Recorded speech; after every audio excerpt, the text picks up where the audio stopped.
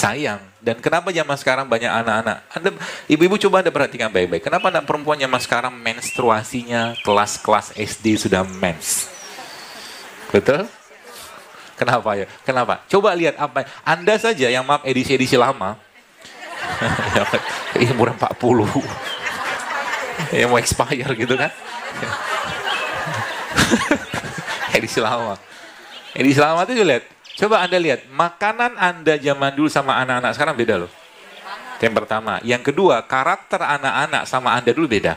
Sekarang agak susah diatur. Makanan mempengaruhi perilaku. Semakin sehat makanan tadi, semakin bagus pikirannya.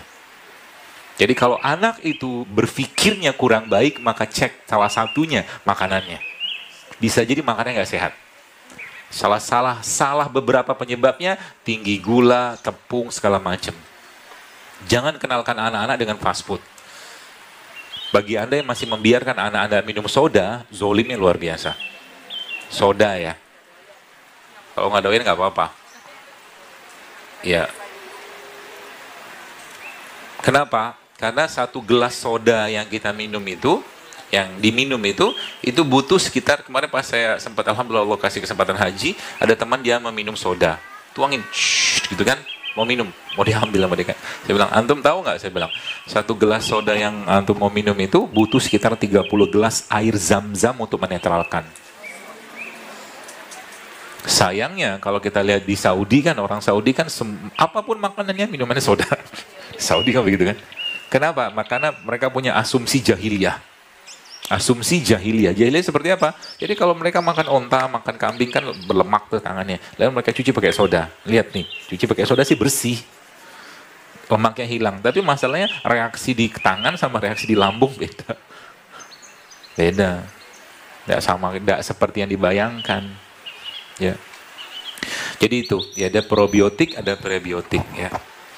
Dan pesannya 10:30 adalah jadikan hidup sehat itu sebagai bentuk ketaatan, rasa syukur.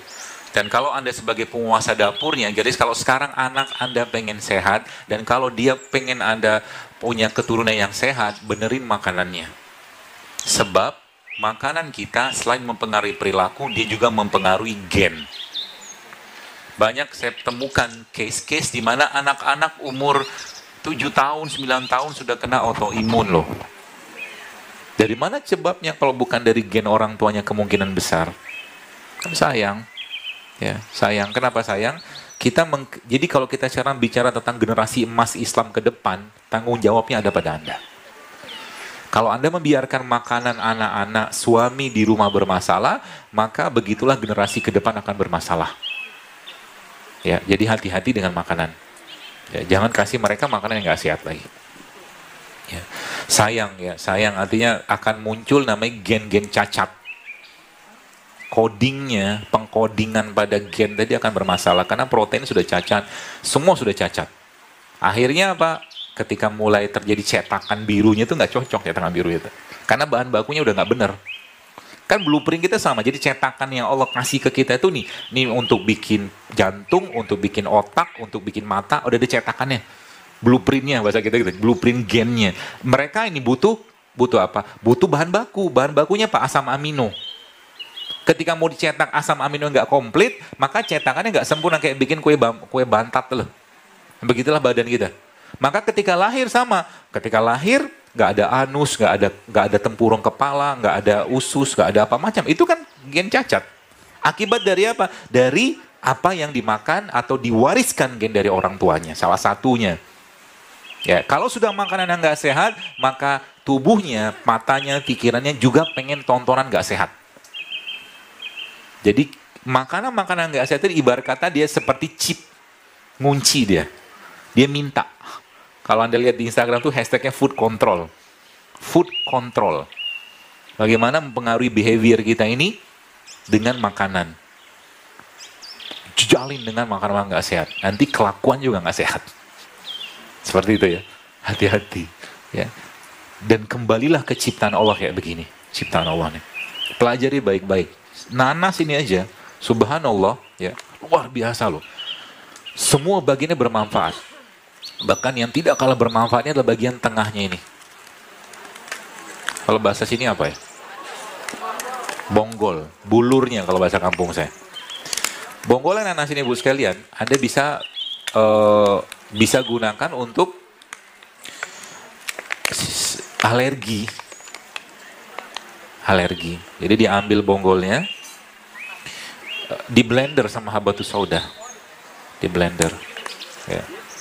Di blender, jadi satu bonggolnya kurang lebih gitu kan? Ya boleh lah. Biar ada kerjaan.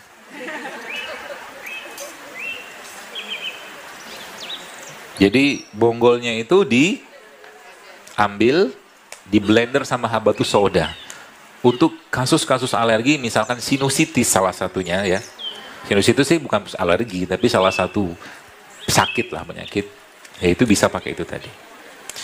Termasuk juga kita Indonesia ini punya sumber asam amino yang sangat luar biasa. Sumber asam amino. Tadi kan gen tadi kan bahan bakunya asam amino. Maka salah satu sumber asam amino yang terbaik yang ada pada negeri ini namanya air kelapa. Air kelapa tuh kalau Anda masukin racun baygon, racun tikus, ya bukan baygon, racun tikus, dia bisa menggumpal. Jadi sama air kelapa tuh digumpalkan. Itu dahsyatnya air kelapa bisa mencegah racun atau menyerap racun. Air kelapa. Air kelapa apa? Tergantung kalau usia Anda masih muda, air kelapanya muda. Serius? Air kelapa muda sama air kelapa tua, kelapa muda sama kelapa tua beda kandungan. Pernah saya tulis, baca aja di Instagram. Pernah saya tulis.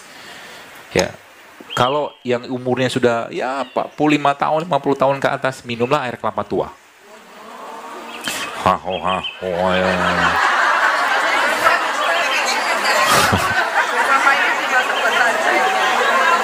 Lalu, jadi kan kelapa tua tuh kan yang biasa dibikin santan kan. Ya, jadi jangan dibuang airnya. Diminum. Dan pH-nya dia memang lebih sedikit tidak seasam kelapa muda. Karena kan lebih light dia kan. Kalau asam kelapa muda kan biasa lebih tajam ya, karena lebih asam. Supaya dia pH-nya lebih turun lebih netral, maka Anda bisa masukin garam. Ya, air kelapa itu. Setelah masukin garam, Anda masukin kurma. Setelah itu diapain? Di blender. Nanti ditunggu sampai dia larut di situ. Lalu minum air sarinya itu. Ya. Apa efeknya? Detox. Dia bisa mendetoks badan. Dan air kelapa itu bisa Anda topping. Toppingnya bisa pakai jahe, bisa pakai kunyit. Bisa blender tadi. Kasih kurma, kasih madu, kasih garam. Itu buat detoks badan. Buat asupan mikronutriennya itu menggunakan air kelapa yang tua. Jadi ibu-ibu yang sudah ada penyakit-penyakit degeneratif, minum air kelapa tua. Muda boleh nggak muda? Tapi air kelapa muda juga tidak semua. Kalau menurut guru saya, karena saya bicara begini juga ada orang-orang di belakang saya yang punya penelitiannya. Itu salah satunya adalah air kelapa yang dagingnya masih ingusan. Yang halus banget tuh loh dagingnya. Itu paling tinggi asam aminonya. Ambil itu bisa di blender. Ya, air kelapa itu. Apa? Gak apa-apa. Tapi sebaiknya sih kalau saya saran, kalau Anda pernah ketemu dengan abang-abang yang jual air kelapa dan orang yang biasa sudah lama jualan, pasti dikasih garam sama dia. Sama juga abang jualan rujak. Abang jualan rujak, kalau dia tahu cara bikin bumbu rujak yang baik, pasti dia akan pakai pisang mentah. Betul kan? Gitu. Itu ada ilmunya tuh. Ya.